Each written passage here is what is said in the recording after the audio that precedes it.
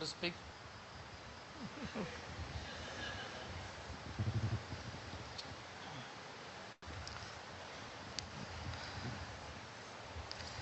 Bhagavan Shri Krishna says in Bhagavad Gita, Madchitta Madgata Prana Bodhayanta Parasparam Kathayantascha Mam Nityam Tushyanti Cha Ramanti Cha, which means my devotees have invested their life force in me, their entire being in me, their mind in me.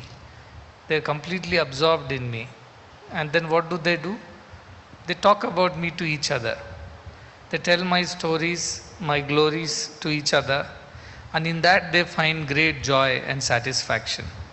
This is the life of a devotee who is completely absorbed in the thought of God. When I come here and I was listening to all the songs and everybody's talks and everything else going on here, it looked like the manifestation of this simple verse from Bhagavad Gita, that everybody is so absorbed in the idea of God, in the idea of divinity. All are talking about it, discussing it, deliberating upon it, finding how to practice it, and they are happy doing it. It's not under force. They are doing it from their source. They are joyfully doing it, effortlessly doing it. So you are very blessed, because not everybody is given to enjoy God. God is there for everywhere, everybody, everywhere. But we don't get to enjoy God because we are not ready to enjoy God. When you have fever, your tongue is bitter. So even if you put sweet on your tongue, it still tastes bitter. So God is there, but we are not able to enjoy God because we are not ready to enjoy God. That is the problem of most of the world. Whereas you all are very blessed because you are able to enjoy this process of becoming God, of talking about God, of discussing God, of thinking of God, singing for God. Everything that you are doing is revolving around that one idea of God. This is a great blessing which doesn't come to just anybody. Shri Krishna himself says again in Bhagavad Gita, Manushyanam sahastreshu kaschit yatati siddhaye yatatam api siddhanam kaschit mam veti tattvataha. Out of thousands of people, somebody, someone, any one person takes to the path of divinity, of spirituality. And amongst those who take to the path of God, which is already very few, someone gets to know me in all my glory, in entirety. That is rarer of the rarest of the things. So you again are those people amongst billions of people on earth who are walking this path. That itself is a great blessing. Second, many of you are getting close to the goal, which is again not given to all. Not everybody continues. They drop out halfway because it's difficult, it is taxing, it is strenuous, it is demanding, it asks for sacrifices, letting go of your personal likes and comforts. So many things you have to be given up. So not everybody pursues it till the end. So now that you have already got so lucky that you have come this far because of so many lifetimes of punyam in some way or the other, and now again sitting and discussing and talking about God and good things, don't give up this pursuit anymore. Halfway through, complete it. This journey which you have begun, complete it. That is the path that you must pursue. And sooner or later, kalenatmani vindati, Shri Krishna says everybody will reach sooner or later. Nobody will be left, nobody will be abandoned. Just now he was telling, I don't know what he said, he confused me with his, I will let you go, you don't let me go. But essence I understood what he meant. Basically, you don't let me go, I won't let you go. That's the meaning, right? Could have spoken in one sentence. But got the point that don't let go of God. God is not leaving you. God is never leaving you. It is you who has to not leave God. How can God leave anybody? He is you. You can't leave yourself, right? You are that. So you cannot run away from God. Nor God can run away from you. But realizing that God is with you, within you, as you, is the process. Again, back to Sri Krishna. Bhagavad Gita is one Upanishad, Maha Upanishad it is. Sarvo Upanishado Gao. If all the Upanishads are compared to the cow, Dogdha Gopalanandanaha, and Krishna is seen as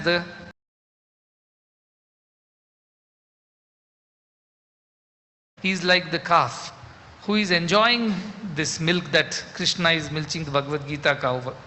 And Dugdham Gita Amritam Mahat, and the milk that is coming out of the udder of this mother Gita cow is Amritam. It is nectar, it's ambrosia. So this is the beauty of Bhagavad Gita. Again Sri Krishna says, Yo mam pashyati sarvatra sarvam cha mai pashyati tasyaham na pranashyami sachamena pranashyati. The one who sees me and all and sees everything as me, to such a person I am never lost. And such a person is never lost to me. What an assurance.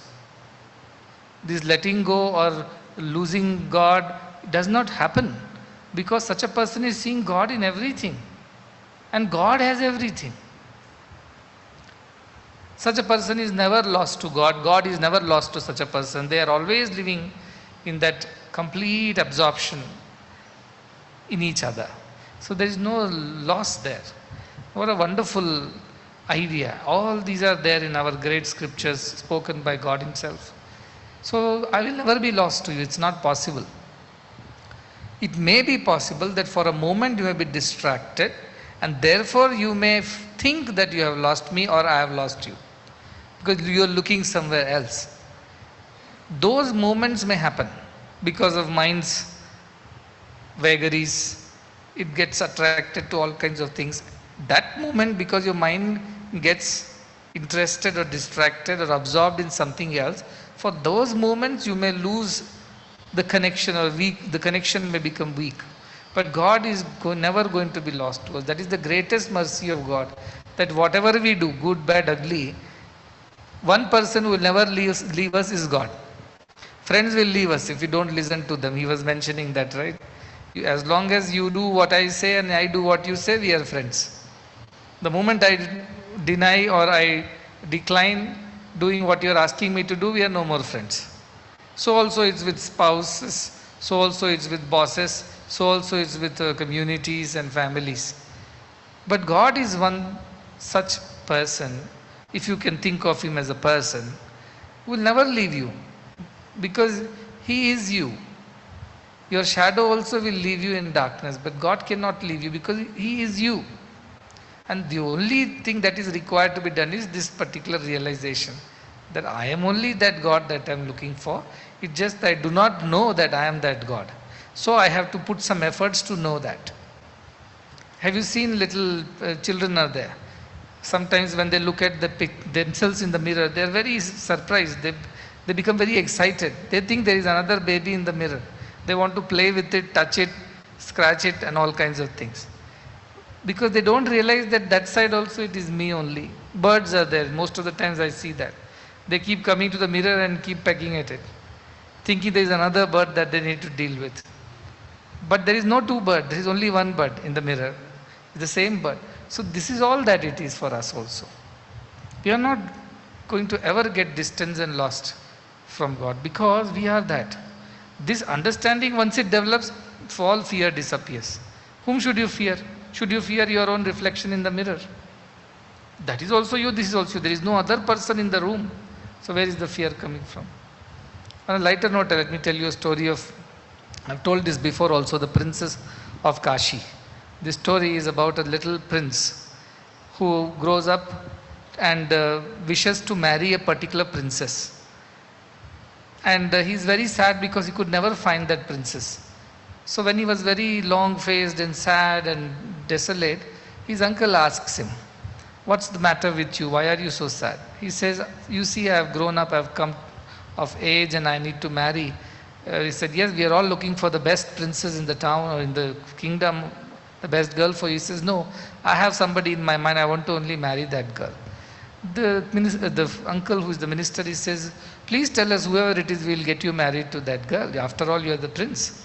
Then he takes him down to the cellar of the palace and shows a painting and says, "I want to marry this princess who is there in the painting." And the uncle says, this is not some other princess, this is you when you were a kid. Your mother dressed you up like a girl and got a portrait done. Mothers have this terrible habit of dressing boys as girls.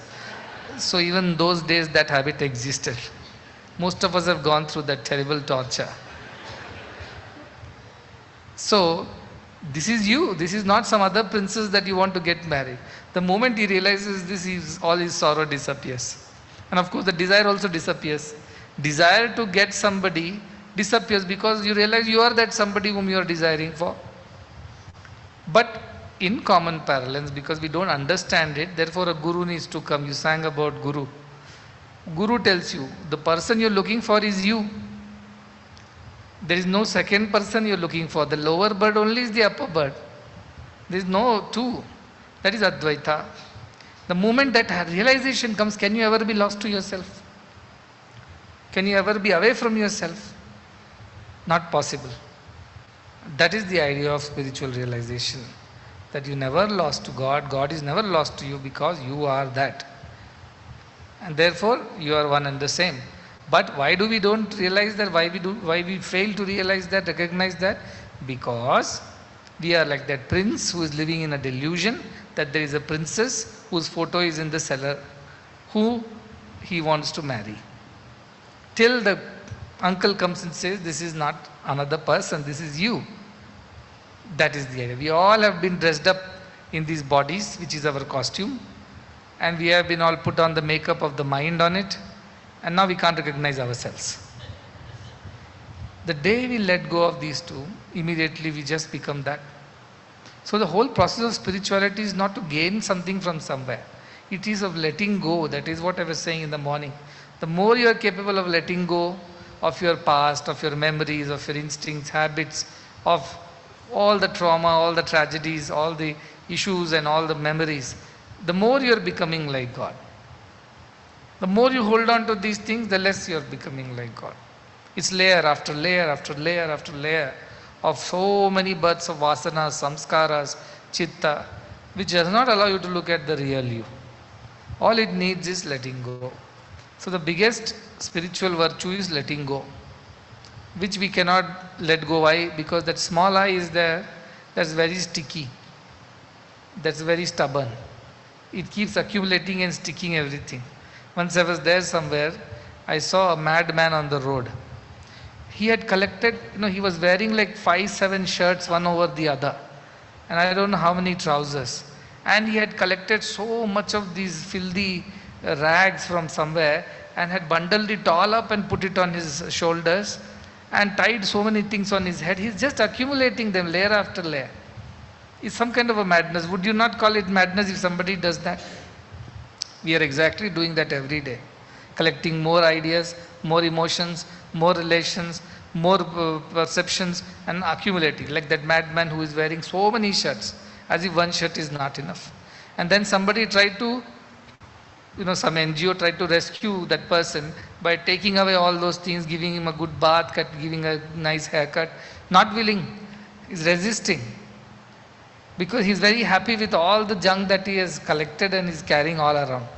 It's of no use. It's of no need. He doesn't need them in the first place. But that's the kind of madness. So when we look at them, we say he's a madman, that's why he's behaving like that. So when a guru looks at somebody is really enjoying my talk. So when I look at people like this who have amassed and collected and still collecting and not letting go, I look at these people are mad people. You may all look very handsome and smart and beautiful because you're all dressed up nicely.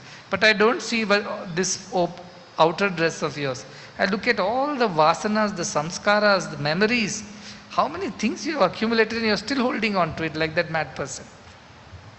So when I have to look at people like this of the world, I only have to pity them.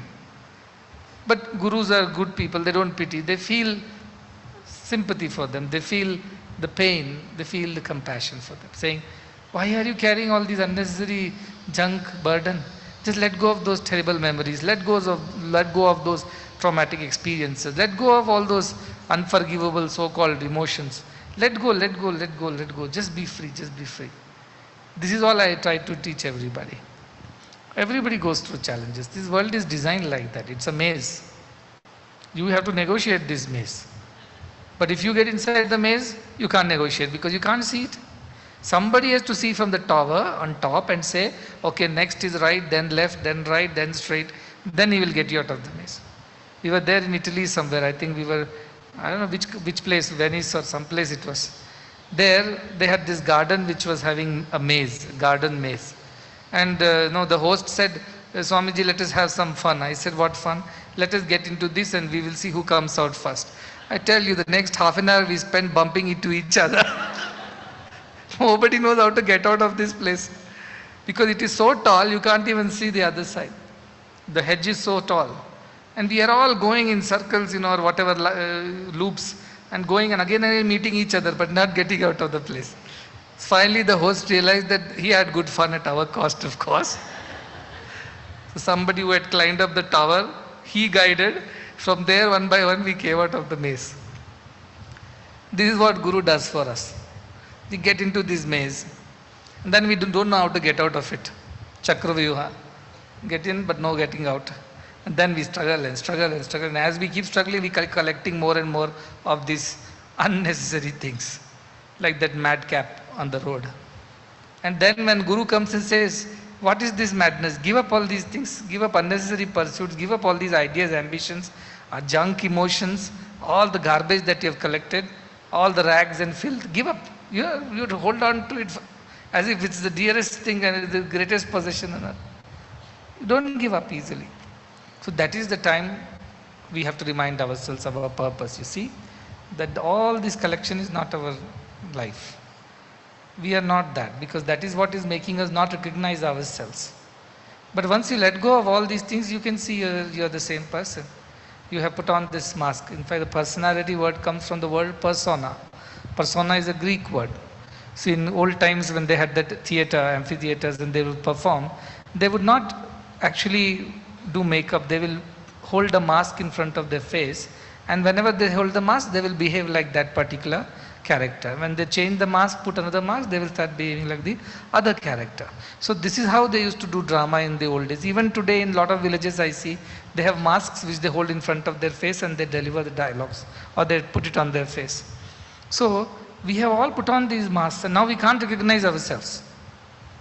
We are not able to understand that this is not the mask, this is the person behind. And that is the problem which most of us are facing. So Guru's job is just to unmask, to remove that mask and say you are that one who is inside the mask, not this mask and all the costume. That we don't want to give up, because we want to hold on to all that like that madcap on the road. Doesn't want to give up. But once you do that, suddenly you realize, oh, this is me. I thought I was somebody else. Then the bird no more pecks at the mirror. The dog no more barks at his reflection. The child no more wants to play with the child inside the mirror, because they realize that this is just the same. This is all that needs to be done. The whole process of spirituality is unbecoming and letting go. So the more memories you collect, the more emotions you gather, the more of these experiences you store, the worse it becomes for you. The lesser you have of all these things, the faster is your growth. So less luggage, more comfort makes travel a pleasure. It is said, no, in most of the trains and places, at least in India we write that. Less luggage, more comfort makes travel a pleasure. This is what is luggage. Unnecessary things we collect. So many things are there, and not from this birth alone. In this birth itself, the accumulated ones are too many. And we are bringing this baggage from God knows how many births. Like that madcap dragging whole bundle of his rags, road to road, street to street, not giving up. So this is our idea of spirituality. Our spirituality is all about unbecoming the false you, the wrong you, the unreal you, and becoming the real you, which is self. And self is pure. It has no emotions, no memories, no ideas, no preferences. It is neutral, it is zero in a way. And that state is a very, very peaceful state, because no baggage is there. No baggage is there. So therefore you feel very light. When you ask people after meditation, how do you feel? Oh, I feel so light, they will say. It's not that they lost a few kgs after meditating. I hope that happens, but doesn't happen. But what happens is you feel light in your mind. Because for some time at least you have taken that burden, that bundle which was on your head and kept it aside for at least some time. And though you feel very light, I felt very light, relaxed, rejuvenated, I feel very good. But soon after, again we collect back all the rags and put it back on our head and go. It's like that merchant who was a big sinner. He used to cheat people and make money. So the saint, his guru said, you have committed so many sins, only Mother Ganga, the Ganges river can save you. Go have a dip and hopefully your sins will be washed away and you will be a better person after you come out of the river. So that is how in India we say, that Ganga Snanam, go to Ganga and get yourself purified. So this man went, he removed all his clothes, hung it on the tree, on branch nearby, dipped himself in Ganges, came back, wore all the clothes and came back to his shop and again started cheating. So his guru came. He said, are you any better? He said, no, Guruji, I went to Ganges, I had bath, I came back, but I haven't lost my habit. He said, that is because you didn't take your habits with you into the Ganges like your clothes. You left them outside, only you went inside, had a wash, came out, your habits came and joined you back again. Because your process of letting go had never happened. What is Ganga Snanam? We are letting go all our ideas, habits into Ganges, that we didn't do. So like that our habits which have developed over so many births due to our conditioning, environment, due to the company that we have kept, due to the kind of activities and thoughts that we have entertained, all this has become our baggage of that rags. That is what we have to let go. So every day live in a very light way. Many people ask, you're running such huge institutions, are you not burdened by all these things? Running a family of 4, you have to worry about everybody, what is happening, what is not happening, or running a small company. I said, because I don't carry it to the next day. I don't carry all that on my head. Once in a while, if there is something very, very serious or something very difficult has happened, which needs extra attention, then you sort of brood over it for 1, 2, 3 days, that's it. After that, I said, this is not my baggage. I leave it down. And then continue from there. So this is how one can lead a very happy, peaceful life. You can be super busy in this world doing whatever you have got to do, yet you'll never feel the burden. Because you're never the doer in the first place. So this idea of spirituality is letting go. So if you're holding on to all these toxic emotions, ideas, memories, which are still, hurting you somewhere and disturbing you somewhere, troubling you, just let go. You come to Ananda Ashram, there's one pond over here. You don't have to take a dip in the pond. I'm just saying, they get a pilgrimage, you come to a water body, because water has a cleansing power, they say. So we think that we are cleaning our body, mind, everything, and leaving behind everything and going light from here. So when you go back after the retreat, journey will continue from eye to eye. As I said, once in a while you'll jump, touch the ceiling, but you'll fall back again.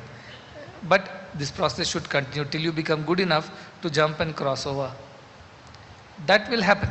But meanwhile, the simple thing that you can do is that memory, that issue, that thought, emotion that is stuck in you somewhere, is troubling you, it's not necessary for you. Its purpose is to teach you something and go on. So therefore, just let go. And that will help you become much more closer to your bigger I. This is another practical tip. Many things we have discussed about how to move from small I to big I. This is another thing. That small I is very sticky. It collects everything and holds on to it like a madcap. Doesn't let go of things which are useless, which are not necessary anymore. Still it keeps holding on to it. So if you want to destroy the small I, destroy its habits. The more it holds, the more it stays. Less it holds, the less it stays. So drop, drop, drop, whatever is not necessary. And believe in that greater superpower. No? Ultimately, you have to have faith in that bigger idea that I will be protected. I will be taken care of. If I surrender to that great divine self, why do I need to protect myself? That is there to protect me. So why live peacefully? Like a baby sleeps peacefully in the lap of the mother. Because the baby knows mother will take care if something goes wrong. Mother cannot sleep. Because mother has to protect. Let God not sleep and worry about you. Why do you worry about yourself? Let that job be God's job. Let me be peaceful. I am a baby in the lap of God after all. What powers do I have to protect myself or provide for myself or look after myself? These are foolish ideas. Let God take care of it. Be a baby, be a child, and let God deal with all the issues of life. But when we start taking charge of our own issues, then God says, okay, you deal with it. I'll withdraw. Now it's your job. You want to do it, do it. And then what happens? We never are able to do it because we are so prejudiced, we are so conditioned. We can't see things right. And our small I keeps interfering and troubling us and takes wrong decisions, because of which get into more trouble. The big I will tell you, drop. Don't hold on to it. Just drop it. This is what the right thing is. But to let go, you have to overpower the small I. And that overpowering is the process. But the less you entertain it, the lesser it will trouble you. The more you entertain it, the more it will be at your home. If a neighbor is there who is a very troublesome neighbor, if you every day entertain them with tea, coffee and snacks at home, every day he will come and trouble you. The day you shut the door and say, I don't want to see you again, you will feel humiliated and never come again. Like that small ego, get rid of it. Saying, I'm not going to entertain you. What do you want? You want doership, you want credit, you want enjoyership, you want a sense of control, you want a sense of achievement. I'm not going to give you any of you. All that is of God. The moment you keep telling and turning it away, one day it will stop troubling you, saying, this man has learned the trick to get rid of me. I'm not going to go and humiliate myself by again and again knocking on his door. So letting go. That is the idea. Letting go, letting God. That is the process of I to big I, small I to big I. So don't hold on to unnecessary things. It is not necessary. And again, from the experiences that I myself have had, and so many of us have had, from there we are telling these things. But these are simple things which you must do. Because some things will be easy to let go, some things will be difficult, but sooner or later you will develop the strength to let go and be free. Wake up like a bird every day. It has not stored its food for the next day. It has not kept money in the accounts, in banks and investments. It wakes up singing the glory of God at this daybreak, flies around, finds its food and water, comes back to its nest in the evening. What a free life. They have more sense than us because they are more in touch with their divinity. We wake up worrying, how will I survive today? What will happen tomorrow and 10 years from now and when I retire? And we live in that worry constantly. We never enjoy our today at all because we are living in our yesterday or tomorrow. Why? Because we can't let go. It doesn't mean that tomorrow all of you go and don't go to the office and say, I'm a bird, free bird and all that. No, your bigger I will guide you. Don't use it conveniently to your advantage. The bigger I will tell you that duty is also given by God. That work is also God's work. Do it for today. Give it your best and come back home. Don't be overwhelmed by it. Don't carry it as a big burden of doership. Just do it as a part of your life's process and come back. So these are simple things. If you practice on a daily basis, it will be easier for you to grow towards that bigger I. I understand the challenges in a world where all others are living in a certain way, you are trying to live in a certain way. See, if you are in an ashram like this is your life, much easier. I mean, more or less everybody is living the same life. But you have to go out to work, get your whatever daily bread and struggles. Then you have to practice these things on a daily basis. Alright? Don't carry unnecessary burden of too many thoughts and emotions. It is not necessary. It is a kind of madness. And you should drop it. As early you drop it, that better it is for you. And that faster you will grow towards that big I.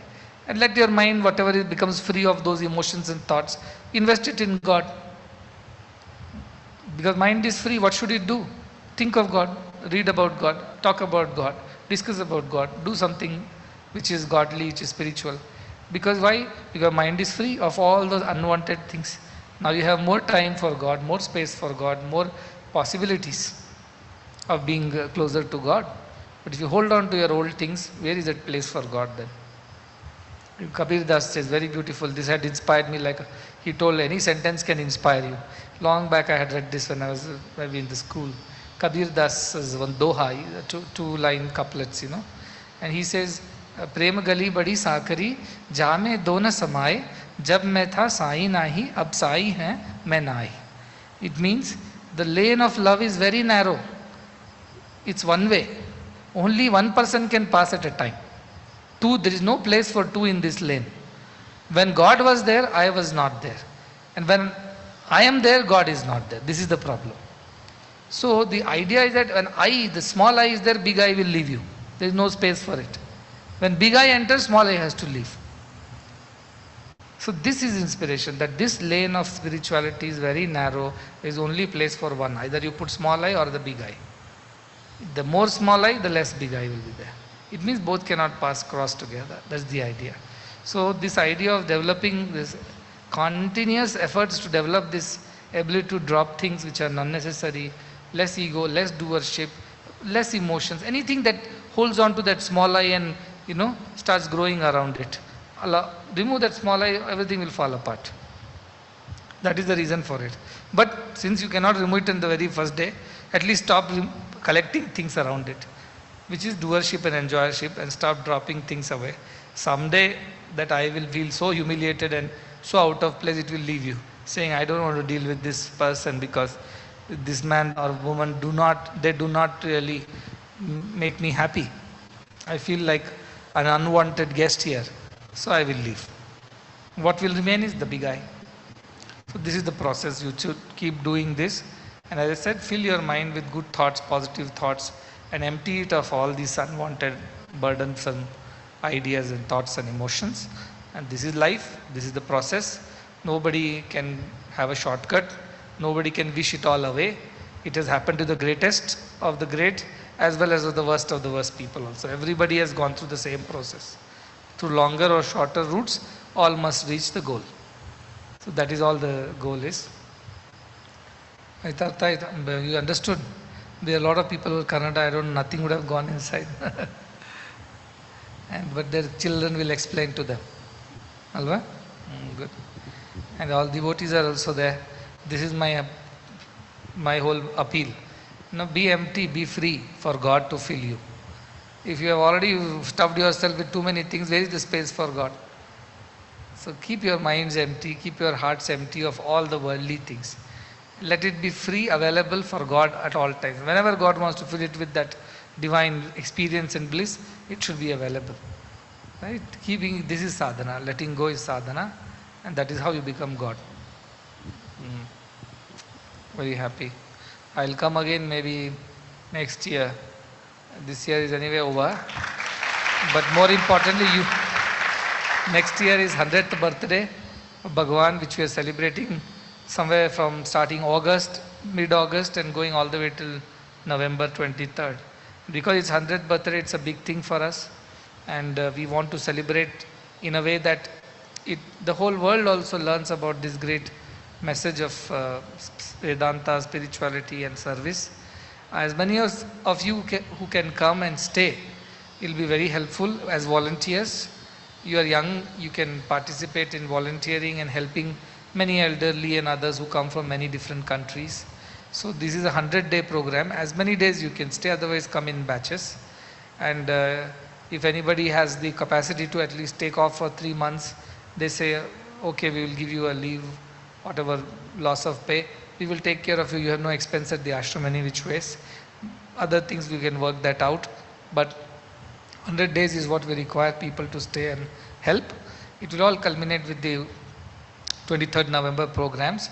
And every day of these 100 days, one country will be given 1 day each to present their culture, their cuisine, their spirituality and philosophy, their music, art.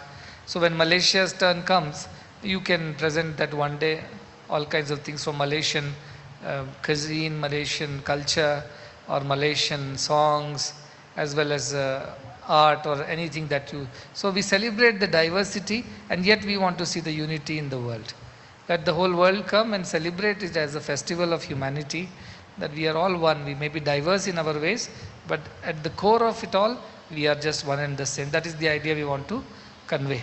So every country will get a day to celebrate. You take a day, and whatever is Malaysian culture and philosophy, you try to bring that and let all the others learn from you. So every day there will be something like that, and I will also teach something every day for an hour or two. Probably I was thinking of Ashtavakra Gita, which is very simple Sanskrit, very easy but very profound and can be very easily misunderstood. So it has to be taught by somebody who has understood the essence and not just explaining the word to word meaning. Then you can get into big trouble, because Ashtavakra Gita almost makes you feel, why am I even living like that? It makes you feel so detached or so dry about everything. So it can kind of, throw you off the tangent if you do not understand it correctly. If you understand it, it sweetens your experience of life, all experiences. So we will try to see what we can do next year.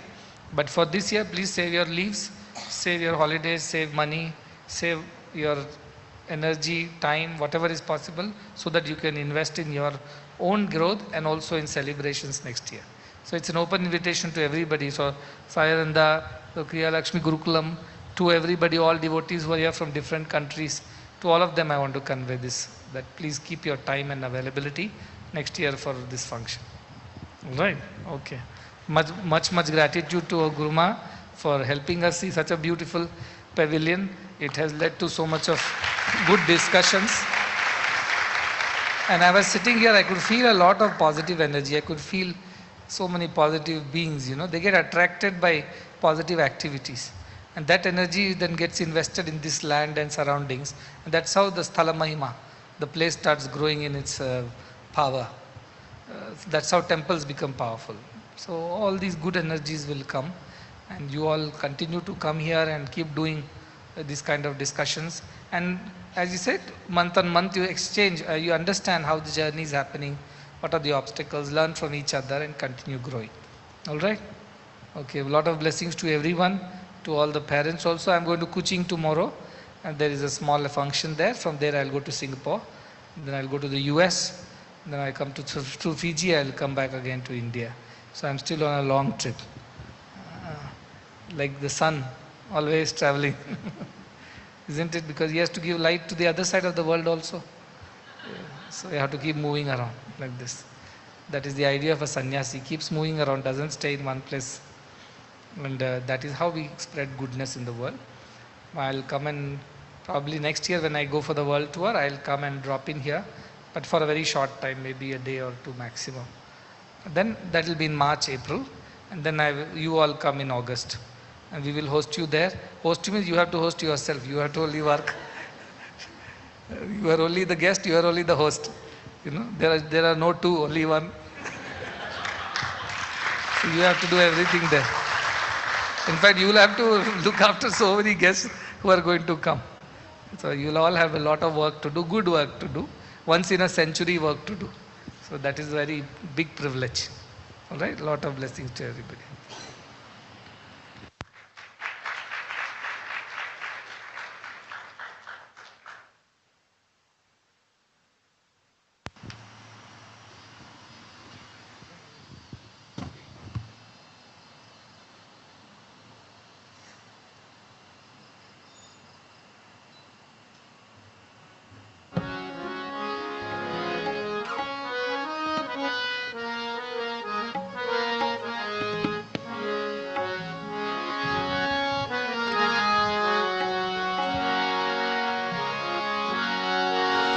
Jai Jagdish Hare Swami Satya Sai Hare